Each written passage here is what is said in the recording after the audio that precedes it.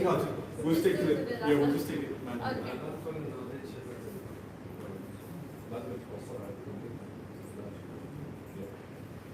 Yeah, it's okay. Shall we just, I'll be still like, if people don't mind what I'll do, so I'll just like, you have to do that. I'm going to see what I'll have.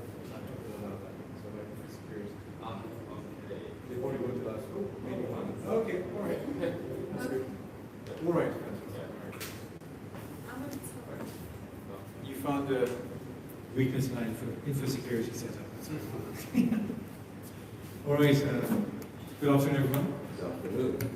Thank you very much for joining us. My name is Faisal Siddiqui. I'm the acting head of group compliance at SIB at the moment, which is Sharjah Islamic Bank, which, despite the name, is actually the National Bank of Sharjah, which has been in existence since 1974, 1975. And as I said, we are a licensed financial institution, but we're also a public joint stock company, which is basically listed on the Abu Dhabi Stock Exchange and the Dubai Financial Markets. So if you're interested in buying shares, please do. All right. It's a very good price at the moment, so I'd advise you to buy now. What is the share?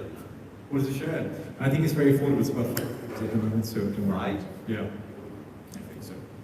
Unless I'm making it up, I don't know. Right, shall we begin? So what we'll do today is that I'll give you a brief overview about the bank and what we offer. But I want to make this as interactive a session as possible as well. So I'm happy to answer your questions. Whatever's in my knowledge, I will answer that. And if not, then I can always come back to you through SIT, IP, and ask me the questions possible as well. So without further ado, shall we kick it off? I have limited, technological skills, so just bear with me, please. All right, so Sharjah Islamic Bank. I'm supposed to use a clicker. Yes, sorry, there you go, already. You can probably tell I'm not very used to giving presentations and keeping the microphone at a certain distance, right? So just very briefly, what I'll do is this very short presentation. It's not that long, because I don't want to bore you. I've been asked to talk to you about the compliance setup and the risk setup within the UAE. So whatever I tell you, obviously, it'll be from my own perspective. How long I've been here? I've been here now. I'm originally from London, in the UK, but I've been here nearly 2 decades now. So it's been a journey and a half. So it's interesting. But obviously, things are developing in the UAE. So we'll do the presentation first, a short presentation, and then I'll open the floor for a Q&A session. Right, so Sharjah Islamic Bank is established by immediate decree by His Highness Sheikh Dr. Sheikh Sultan bin Mohammed Al Qasimi, of Sharjah, a member of the Supreme Council. So transitioned to commercial banking in 2002. Okay, but what previously were predominantly corporate banking set up, but now we've become more of a retail organization. So we're a licensed financial institution, licensed by the Central Bank of the UAE, as said, and they are regulated. Now, how many of you, when I say the word regulation, what do you understand by regulation? Are you familiar? Are you very happy to fill out forms and say, we'll give you KYC? You've heard of KYC, right? So KYC is know your customer, right? Or as one of my friends said, it's know your chicken. All right. So I didn't know about that, so obviously I didn't realize why people didn't take it seriously previously when I said, do your KYC. So we're not affiliated to KFC by any chance. So the most time you know that's right. To go back to the question, regulations. What do you understand by regulations? You scrutinize the local government. So you follow the regulations. You basically follow the rules, and then you come under the scrutiny of verifying the documentation, the movement of money, why. Yeah, so essentially KYC. So usually when people talk about know your customer, so there's like 4 different acronyms come to mind. So there's KYC, which is know your customer. Then there's AML, you must have heard of that, anti-money laundering, very big. And anti-money laundering has incorporated so many different things. There's embezzlement, fraud, kidnapping, illegal proceeds. In short, it's anything to do with illegal proceeds. Ill-gotten gains, you try and wash them through the system. The term originates from 1930s America. Apparently, there are a lot of terminologies where gangsters were using laundromats. You know what a laundromat is, where you go to do your washing? So they were using laundromats as a front. So what they do, they'd open an account, and then they would, basically put the funds into the bank, and the bank would say, where are the funds from? And you say, from a laundromat.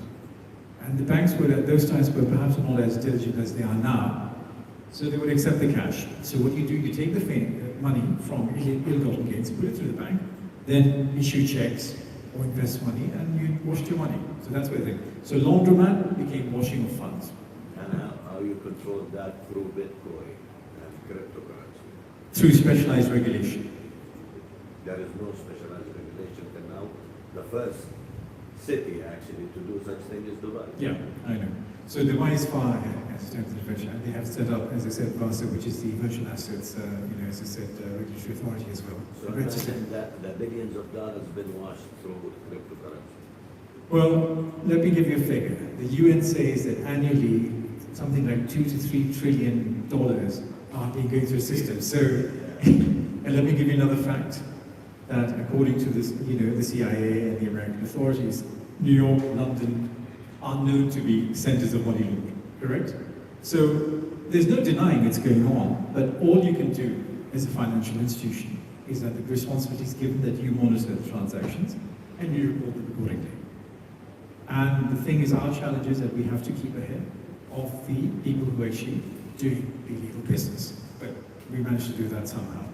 To the extent that as financial institutions, we're not an intelligence agency, we're not an enforcement authority, we're not a police force, we're not a customs whatever, but we play a vital role within that sort of ecosystem.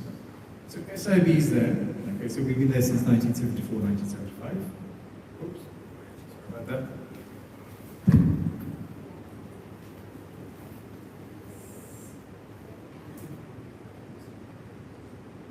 Just keep it on there.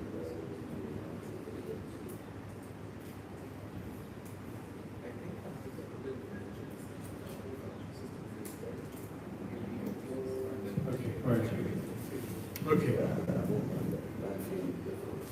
Coming next slide. So, Sorry, KYC, AML. yes, sorry, KYC, know your customer. AML is anti-money laundering. Then there's CTF, which is combating of terrorist financing, and CPF, which is a countering of proliferation finance.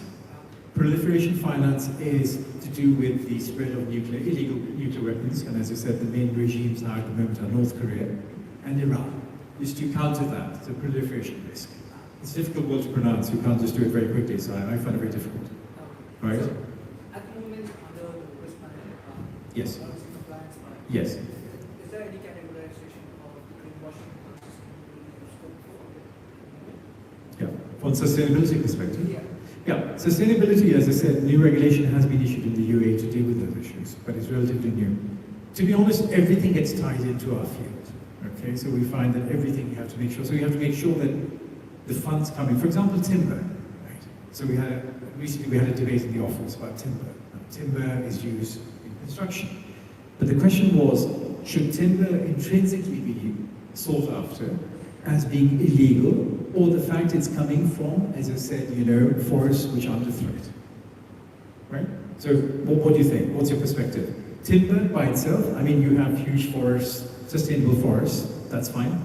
So if the wood's coming from there, that's fine. But if the wood is coming from endangered equatorial forest, then it would be something for us to look into. But what we do is we have a monitoring system, we have a screening system whereby we put in keywords and we put in jurisdictions, and we have access to, through a system called WorldCheck. Have you heard of WorldCheck? So WorldCheck is a name screening system, which gives you access to, lets you screen sanctions listings. Everyone is familiar with sanctions are? Okay. So we have like four main lists, many lists under four main headings. So sanctions, so like OFAC, the Office of Foreign Assets Control in the US, the UK, as I said, Treasury monitoring, EU, and all the other ones. Plus, we have something called adverse media, so anything adverse relating to the person on the list will be gone through the list. Okay, so sanctions, adverse media. We have PEP data, politically exposed people as well there. So PEP data is there, and vessel data. Vessel data is to do with trade-based money laundering. Ships registered in sanctioned countries and so on. So it's a whole universe of ideas, all right? But it won't affect you in that sense that as a customer, it will affect you depending on the kind of business you're engaged in. Okay? So we take the pain to do the screening for you and to only bring things to your attention if we need to. If not, then please carry on as business as usual. How about if I import something, but I didn't know that country has some kind of sanctions? Yes. And the money transaction now it's there, so what happens? What happens is that if you have, as a customer, if you have any concerns, please consult us, right? Say I'm trying to do a deal with, and you know, there's also what's called a risk-based approach. So risk-based approach is that there's certain jurisdictions which are considered high risk, which have low regulations, they will be considered high risk. And jurisdictions which have high regulation will be considered low risk and standard. So consult your bank, ask your banker, listen, I want to import money from XYZ. Is that okay? I'll deal with customers of XYZ. And the banker, being honest, you should tell you straight away, yeah, I'm sorry, yes you can, or it'll be risky. Having said that, in our field you can begin a relationship and find out that everything is okay to begin with, but things can go bad in the middle, right?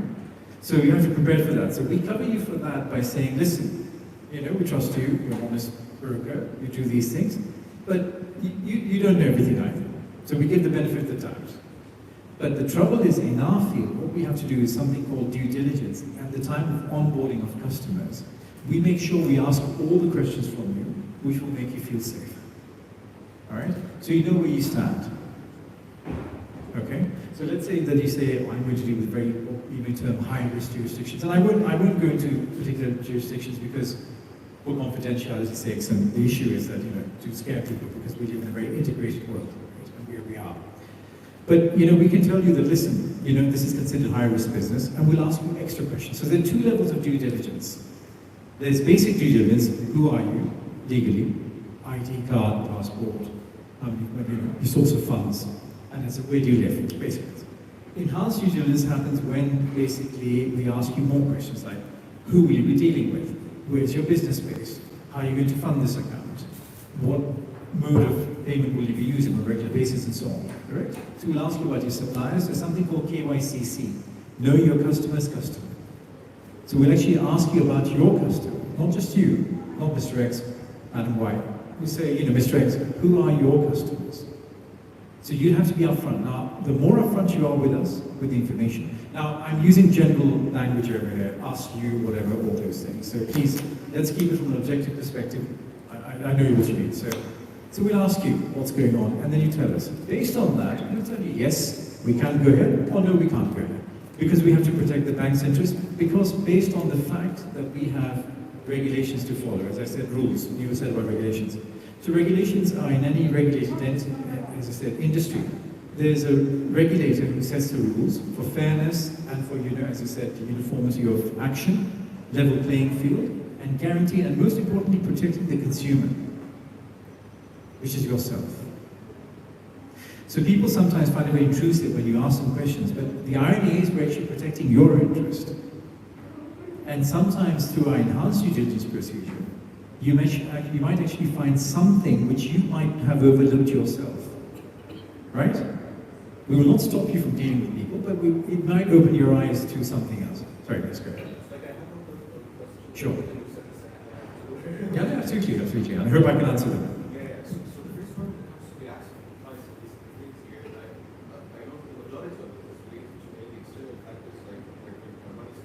Sure, sure. And that's mainly relevant to the country. Sometimes you get it from regulators. Yeah, and sometimes we can get it from regulators or banks or all of these areas. I think it depends here. But the actual compliance when it comes to internal work inside the company itself here. So how can you identify the areas where internally you need to work on internal forms of compliance? Not necessarily something that's related to external regulatory sides, but more of things that you need to take care of regarding your own internal operations. So how can you identify the key areas within your own processes that may need internal compliance work? Do you know where I mean? Are you saying that we have to engage in some kind of like regulatory inspection to find out how we can improve our own processes, or you think we need to? So like when it comes to our case, I think it depends from one company to another, but in our case, for instance, we work in biotech. So like we have two key areas here. The side related to the distribution of our products outside, and we license our technology. So the side related to distribution here has huge like regulatory side to it, because we give the rights of use for our technology to other people. So this is the side that's related to other people. But the thing internally here is related to how we do our products, like the methods of research, the methods of development that we do over here, and the methods of operations itself, things that we do in the back end that enables this product to come out here. a lot of these things are not related necessarily to regulatory sides or that we want to make sure that we are complying with everything, but more about making sure that the way we work itself isn't necessarily doing anymore or like has side effects and these kind of things to it. So like, how can we kind of identify stuff like that, especially early on like that? I think it's quite hard to see. So you all heard the question. Now it's quite an interesting and complex question. The issue is, as a plain old boring banker, I will abide by the rules which are set for me. So how you regulate yourself, again, very good question. Is your activity regulated or not? If it's regulated, then you have to pay attention to the regulator pertaining to yourself. Now, we will not advise you, or we cannot advise you on your own regulatory requirements because we don't have the expertise. I'm not an expert on these matters. But my interaction will be is that I can tell you that I will do my utmost best to make sure that from a licensed financial institution perspective, vis-a-vis your industry, and as I said, it is a very specialized area. Right? By all means, I'll tell you I'm not an expert in sort of biotechnology and so on.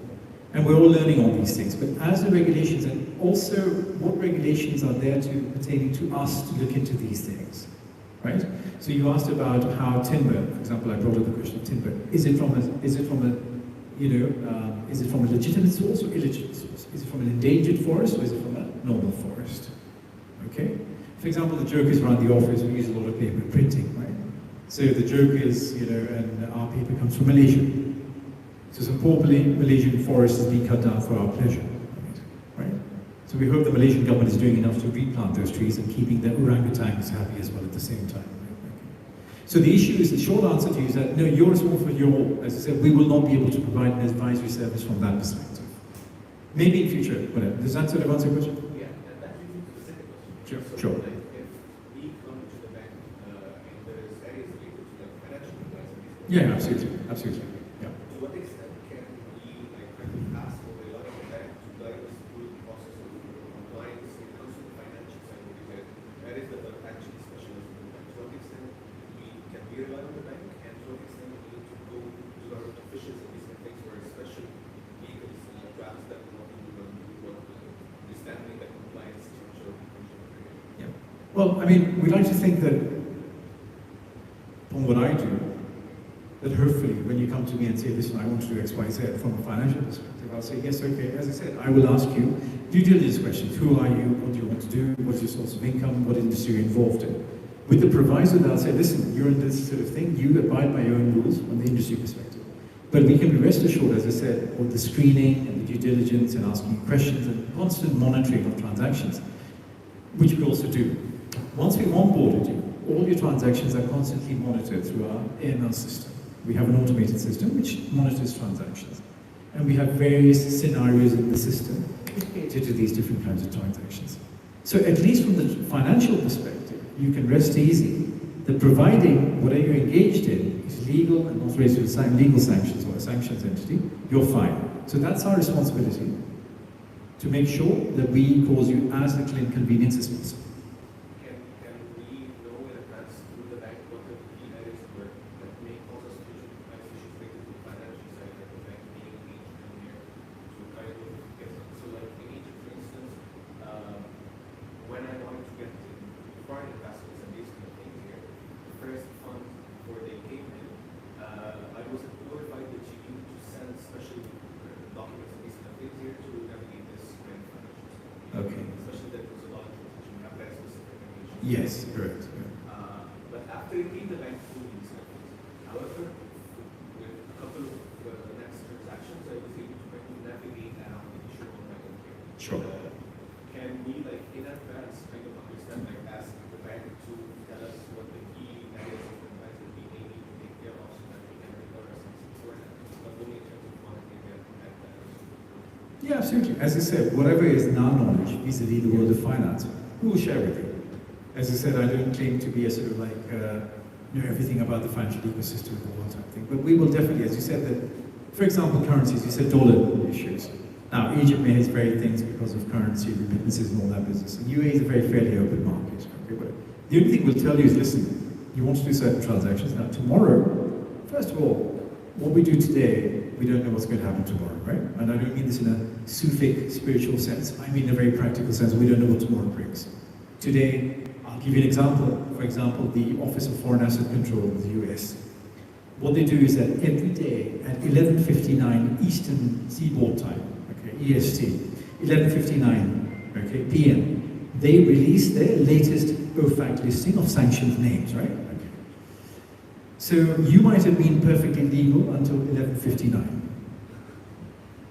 Okay, now the UAE is 9 hours ahead of the Eastern United States, right? The seaboard. So you're sleeping in bed and everything's okay. You're thinking, oh, everything's great. And tomorrow when you wake up, bing! The list comes up. Oh, and it has happened practically with us. Somebody was not on the list and suddenly the next day was. And somebody asked us, I said, listen, up to 11:59 Eastern Seaboard Time, the States, everything was okay. Now it has. What do you want me to do about it? So what we said is, okay, no longer we won't allow transactions with that party anymore. Full stop. Done. Right? So these are the practical limitations. Our job is not, that's another thing. We do things post facto. Okay, let me give you an example. Some transactions, you deposit cash, right? So we don't do real-time monitoring, right? Oh, where's the cash coming from? Ask you a question. The front office people will ask you where the cash is coming from. They'll ask you. But once the cash is accepted, okay. Now banks are under, sort of like, what's the word I'm looking for? What's a polite way of putting it? We're here to accommodate as much of the transactions as possible, of course. But at the same time, it's a partnership. It's a contract, right? We help you, you help us. So we ask for your understanding. That once we ask you any questions, and if we point something out, you say, sir, I'm afraid this is whatever, we would advise you against this transaction, or you cannot send funds to country X. So you say, okay, fine, because we're protecting you, right? And we have the right to tell you that, and we have the right to say we will not do it, right? You can't say, no, you send it, and we're not going to take that risk, right? Because we're a regulated institution, we don't want to be fined, okay? So to that extent, absolutely, we're here. You can contact us, as I say, when again, objectively speaking, once you have a relationship with the organization, you can ask us any questions you want. Within reason. There might be some things which may be confidential policy issues. So we might just give you a thing like, well, subject to policy. We won't pry and you say, well, listen, tell me. I say, well, listen, the UAE has passed very comprehensive consumer protection regulations back in 2020. Over 500 articles are there in the regulation to protect your needs as an individual and as a SME, basically. Okay? So you're well protected from that perspective. So whatever we can answer realistically, we will answer. It sounds a bit, sounds like realistically, but you know what I mean. Confidentiality is there, banker-client confidentiality, then institutional confidentiality. But we will tell you our best. Listen, and as I said, the due diligence process is very strong. So if you are upfront and honest with us, then you will know all the risks involved. But if for any reason you haven't told us, then if something comes up, then we have to tell you.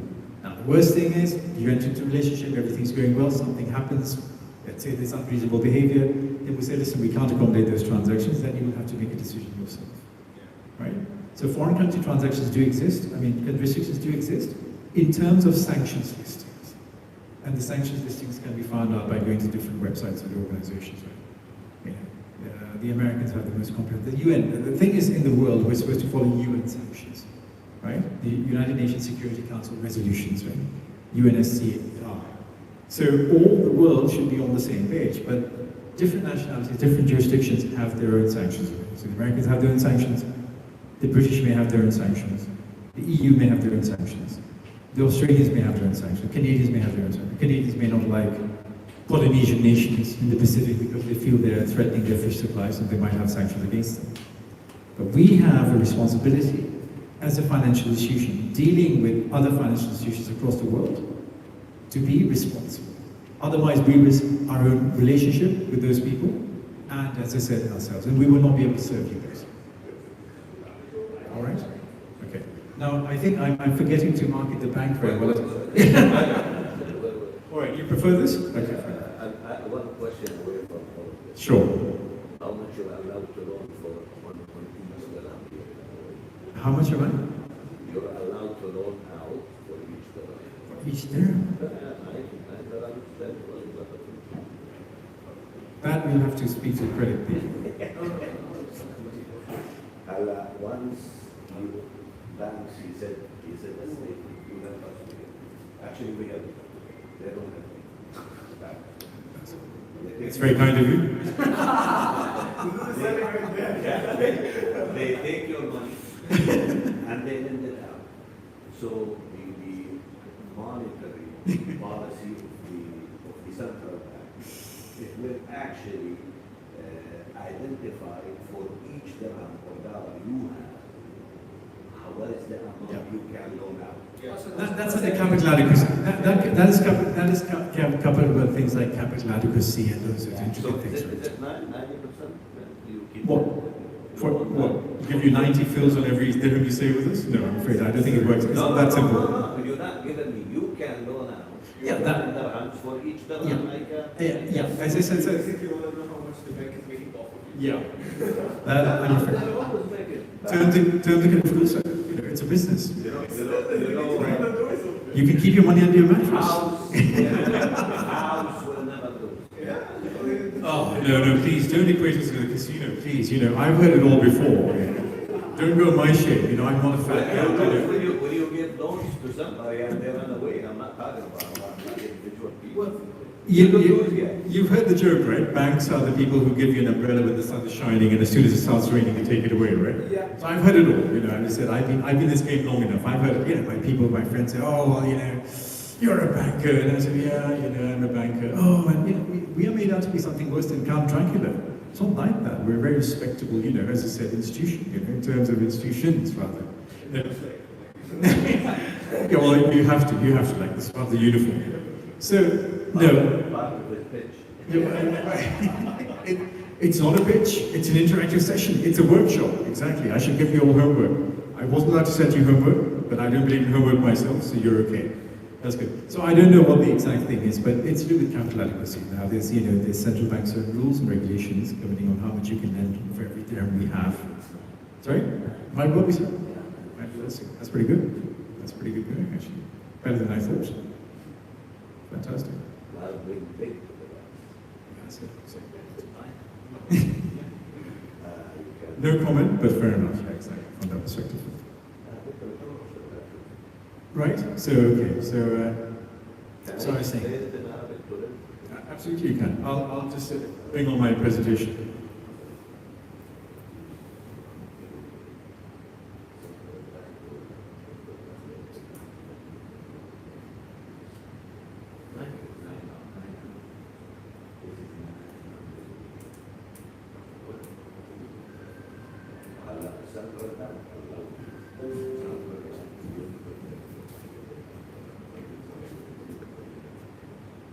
So what I'll do is, as I said, I think I'll go through my presentation. It won't be fair to the person who created it.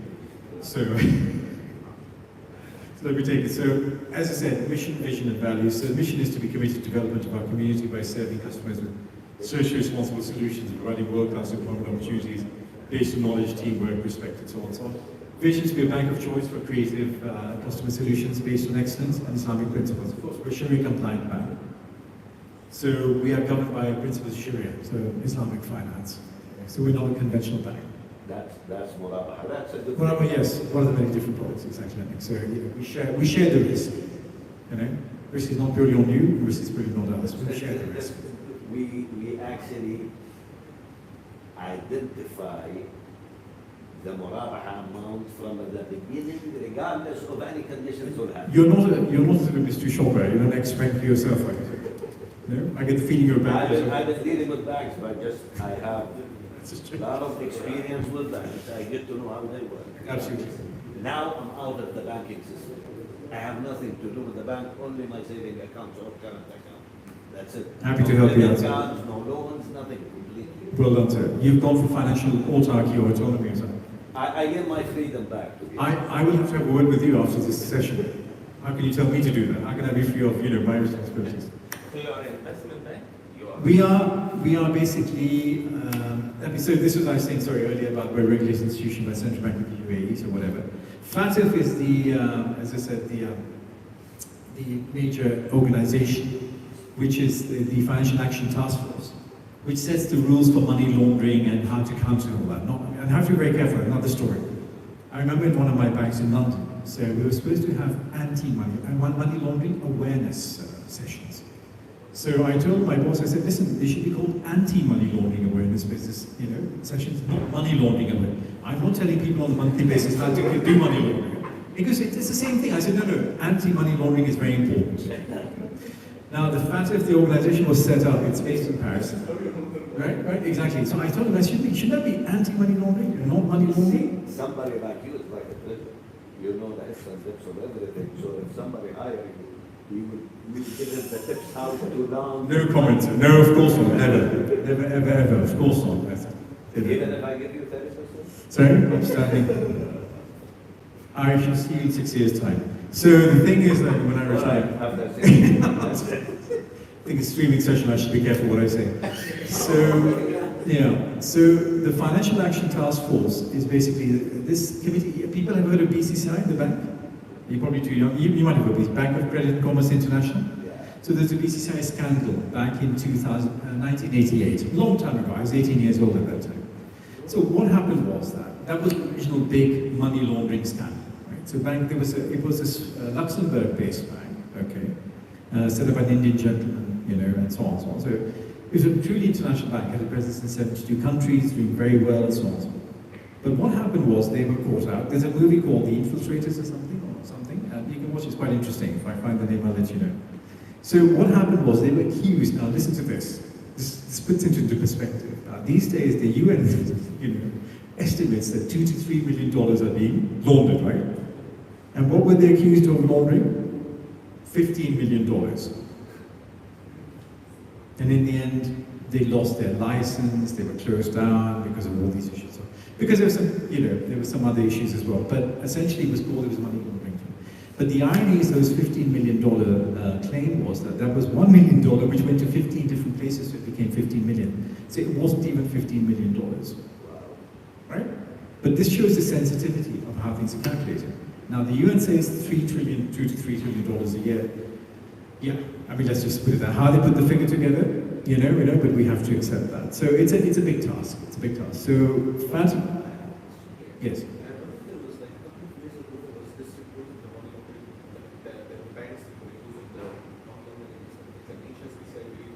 Oh yeah, 1.9 million. Yeah, 1.9. Yeah. Why wasn't he sanctioned in a way that actually led to something like that? Because I believe it was one of they had the Hong Kong, the London Yes. office, I believe. Yes. Like one of the major offices had these issues.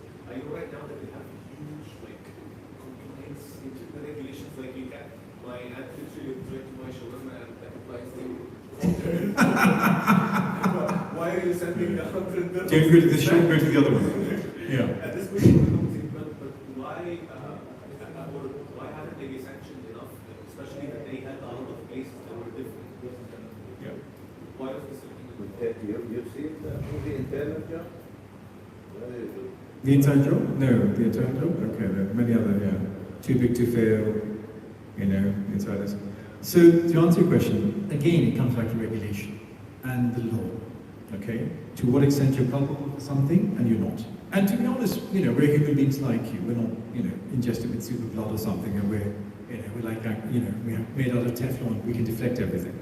In any job, there has to be protection. That's why we have regulations. So why weren't they, they were fined because they admitted to it and they worked out a deal with the prosecutors. But that was 1.9 billion. Remember, there's another bank called BNP Paribas, right? And they topped it by going up to, I think, 9.57 billion, right?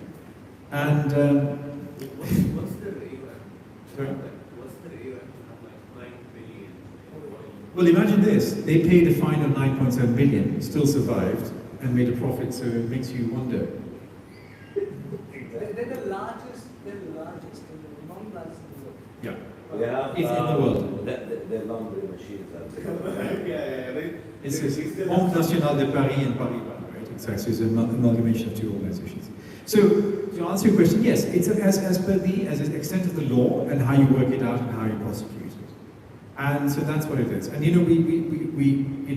all feel that, God forbid anything happens, that you'll have some protection, then you'll be able to prove something. And I think that maybe they were able to show that plausible deniability, or the fact that they said that we had measures in place. Very important for a bank, any institution, is to know what you're doing and to be able to demonstrate what measures you've taken to mitigate the risk. Correct? So if you can show that, then it helps you. All right? Okay. So, right, oh, it's gone off. I think what I'll do, gentlemen, if you allow me, I will take 5 minutes to go through for some more slides, and then we'll make it even more interactive than it is now. Thank you. Just one.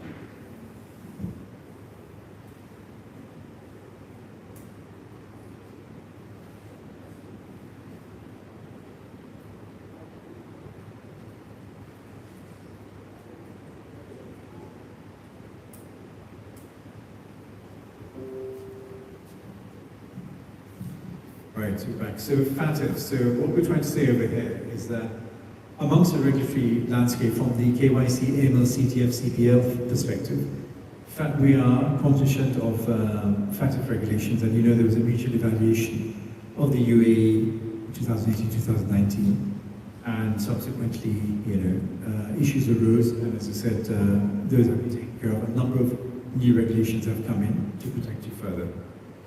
Right, next one. So these are a listing of our subsidiaries. So we also have subsidiaries. Okay, this is again, we have something called Asas Real Estate, which deals with real estate issues, so all the products that they offer. And we have Sharjah Islamic Financial Services. This is our brokerage arm. So if you want to engage in securities dealing and so on, you can help. You know, we can help you with that. And Sharjah National Hotels for accommodation purposes. This also includes issuance of green bonds. Issuance of? Green bonds. Green bonds, we'll have to, as I said, I don't know whether we got into that, but yes, in due course, perhaps, whatever, as I said. Once we, as I said, you know, sustainability and all these things are relatively new. So there's a lot of regulations that have come up, and certain deadlines have been put there. And it also depends on the risk appetite of the institution and their ability to do all this as well. You might find that some banks will engage in more things than others because of, you know, their risk appetite and their ability to handle these things. But green bonds is something I can, as I said, yes, probably in due course. As I said, we issue sukuks. Sukuks are the Islamic version of bonds, right? So we just had another successful $500 million sukuk, as I said, issuance recently, which was launched at the DFM in Dubai. Do you usually do bonds that are backed by facilities or things like, for instance, if like an organization had a factory that was doing bonds and these things can be backed by bonds? Yeah. The fundamental, as I said, I'm not a Sharia scholar, I'm not a Sharia expert. Okay? I'm just a humble compliance officer who follows rules and regulations. Right? I'm not, you know, whatever. But the basic rule of Islamic finance, which I understand, is this: that it avoids speculation and hoarding. Islamic finance is about everything should be asset-backed. It should be tangible, right? So the example is, for example, when I came here and I borrowed money to buy a car, I got a letter saying that your car is now 200 pounds of Bolivian tin. Okay, that's interesting. So what happened is that the way it works out, the vehicle murabbaha, is that you buy an asset and then you lend it out against that. So as I said, I'm not an expert in side finance per se, but that's how it is. So it has to be asset backed. So my car is essentially backed by the asset, the bank engaged in buying Bolivian tin from the London Metals Exchange, LME, and then backed it against that. Okay, so that's how it works. So it's supposed to be tangible and it should be asset backed. It should avoid speculation. Hence, we're not interested in derivatives because the point is to make money out of something, not money out of nothing. I mean, that's a Sharia principle, that's an Islam principle, and perfectly fine. Okay, so we don't do speculative goods as such. So you have to have asset-backed securities and so on. So from that perspective, everything should be asset-backed, right? As an Islamic, yes, right. So these are the subsidiaries. Next, awards and recognition. So we'll just take you through some awards. So in 2020, we won the Sharjah Award for Voluntary Work, the International Financial Award, 2 awards: Best Islamic Bank, Most Innovative Digital Bank. 2021, we were named as one of the Forbes most powerful companies in the Middle East, which is quite an achievement for us.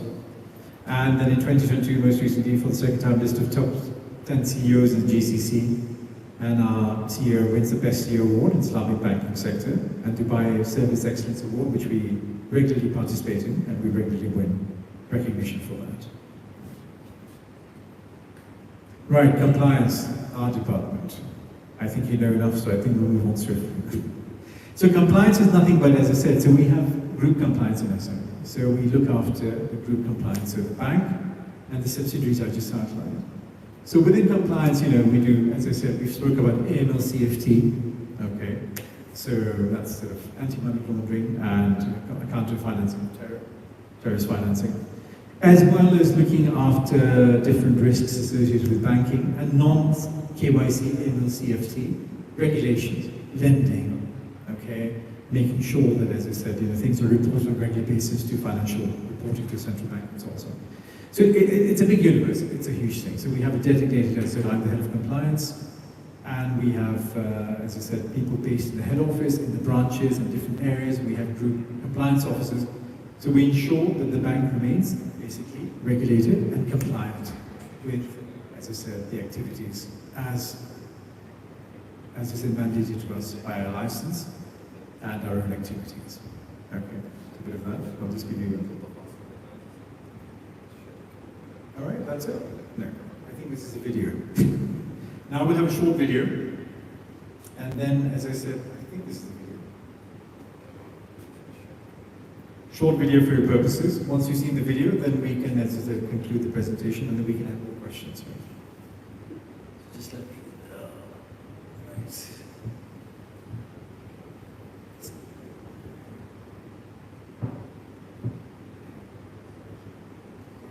Here we go, gentlemen. Enjoy the video.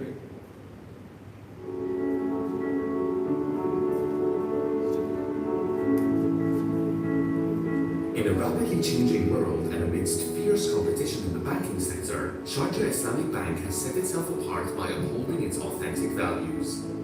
The bank was originally founded as the National Bank of Sharjah in 1975, then became Sharjah Islamic Bank in 2002, becoming the first bank in the world to successfully convert from conventional to Islamic banking. The bank achieved one success after the other and opened its new headquarters in 2010. The government of Sharjah owns 37.5% of the bank's shares. The bank is always keen to offer the most efficient services by employing advanced technologies in an effort to improve the workplace environment and increase customer loyalty. In turn, making the bank garner several prestigious local and international awards. Sharjah Islamic Bank maintains solid and strong relations with investors, whether regional or international, due to its distinguished economic position in the global financial market, with sukuk listings at 9,640 million dirhams over the past 13 years. The last being in 2018, with sukuk listings at 1,800 million dirhams at Nasdaq Dubai, the region's international financial exchange and global center for sukuk listings. This is considered the third listing on Nasdaq Dubai, the region's international financial exchange and global center for sukuk listings. The bank has 3 subsidiaries through which it seeks to diversify its income sources in line with an economically strategic vision. Assess Real Estate, Sharjah Islamic Financial Services, Sharjah National Hotels. The bank is noted for its innovative initiatives in the Middle East. It launched the first ATM for wheelchair users, the first ATM for visually impaired customers, and the first one to serve both categories simultaneously. As an integral part of society, the bank has maintained its corporate responsibility according to the national agenda and vision for the United Arab Emirates by adopting social return on investment. Thus, the bank extends its support to humanitarian agencies and organizations, in addition to universities, hospitals, schools, and all civil society sectors. The bank overcame the issue of immediate support in favor of sustainable development through endowment funds, which helps achieve continuous social development. In this ever-competitive world, Sharjah Islamic Bank aspires to develop and expand its branch network in a knowledge economy by economically harnessing the power of knowledge and utilizing it to advance a digital transformation in line with the steady growth of the UAE economy and the Islamic economy. So it indeed is more than a bank.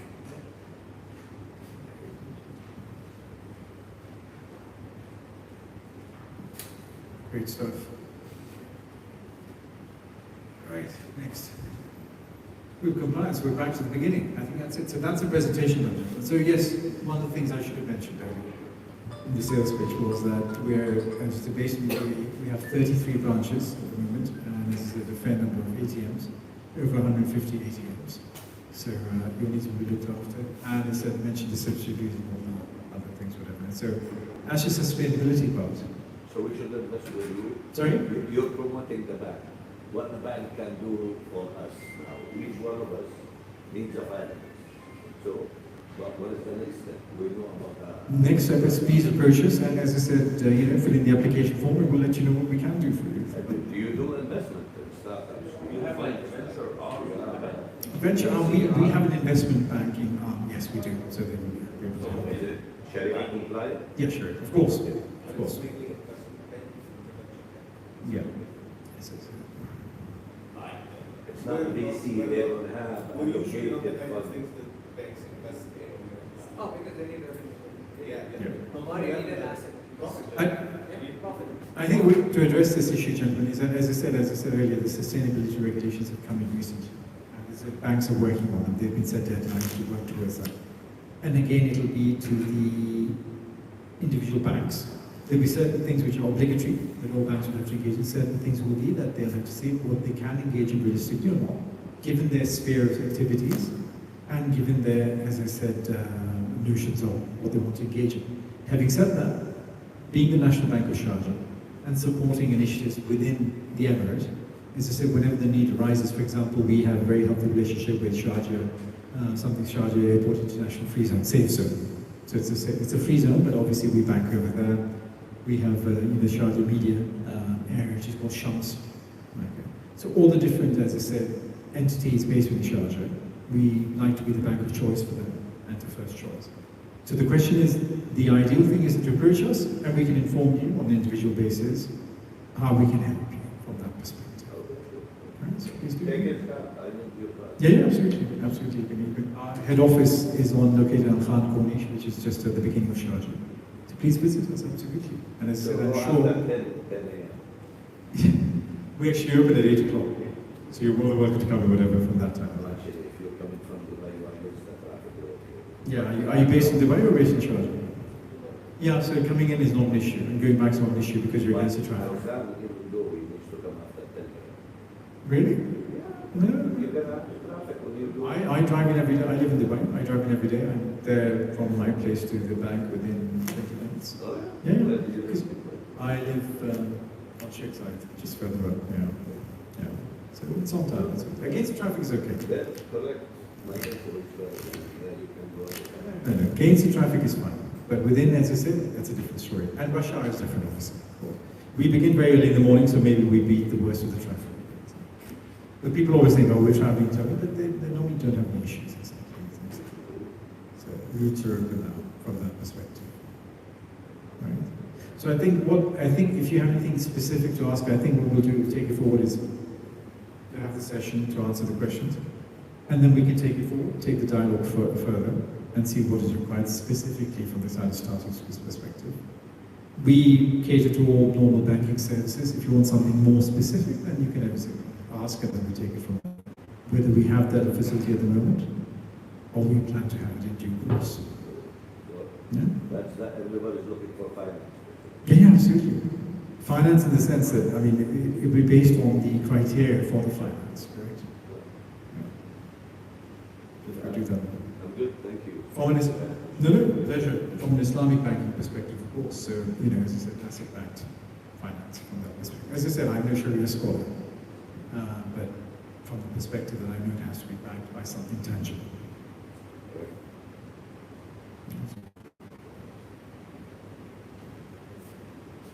Any more questions? Please go ahead. I'm still here, don't worry.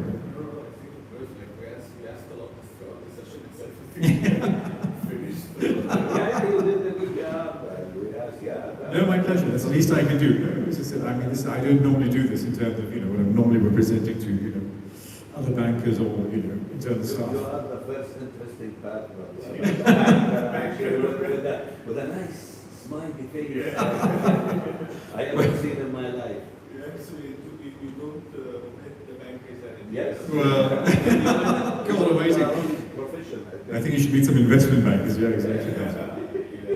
I worked in retail investment and as a I mean corporate bank. And you meet all different kinds of people. Yeah, exactly. But yeah, some people have interesting views on bankers and what they should be and You what are they should be. open, flexible barrier. This is really Even and working compliance, even better, right? Flexibility. Especially coming from a place where like that's not how compliance talks.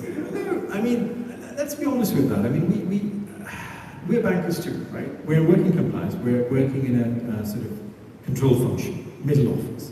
So we are the link between the front office and the back office. Front office brings in the business, back office processes it. And we are the ones who are keeping telling people how to do it properly, right?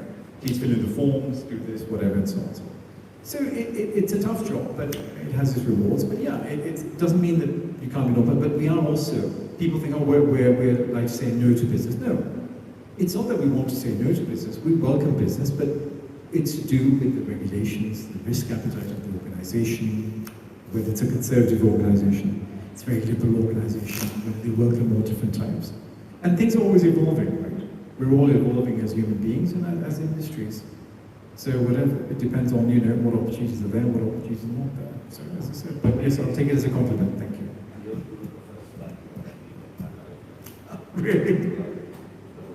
As you know why? You enjoy talking about banks. You would stick with this office.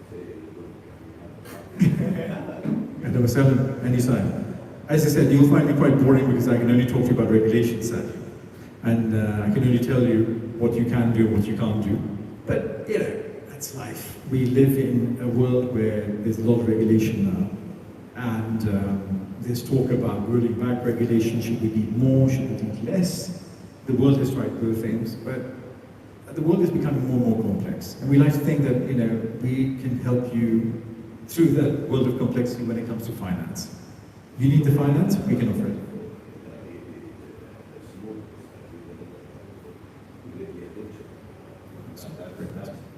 You should start training. Perhaps, but the more But I structured. will see you after 6 years. In a, oh God, no, please don't listen. No, please, later. So, no, I mean, as I said, you do your best and you feel that hopefully. Obviously, as I said, we have to keep on reminding people we're bankers too. It's in our interest that the bank makes as much money as possible. Because it's good for everyone, right? But as I said, we're a control function. We have very given responsibilities and we have to do that, right? As I said, between 9 to 5, you are a banker. After that, you're a private citizen. I mean, between 9 to 5. No, we're, as I said, there's way too much propaganda about bankers. Remember, we're not investment bankers, so please, we don't do half the things other people do. We are your daily bankers, right? So we take care of your daily transactions. But as I said, we have a huge network. We have a link up with many correspondent banks, any currency you want to transfer funds in, so there's full services. I said National Bank of Sharjah, full services. We have investment banking arm, we have a corporate banking arm, we have regional banking arm, and so on. So everything is there. It's a one-stop shop in terms of the products we offer.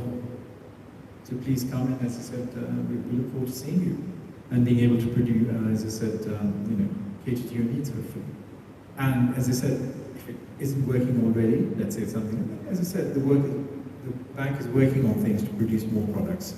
We have a product development, as I said, division which develops products and services. So it's a constant, as I said, ongoing task.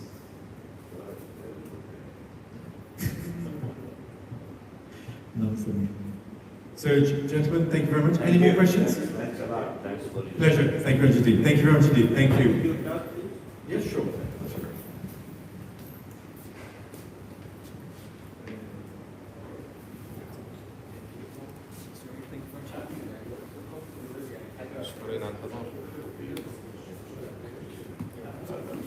Absolutely.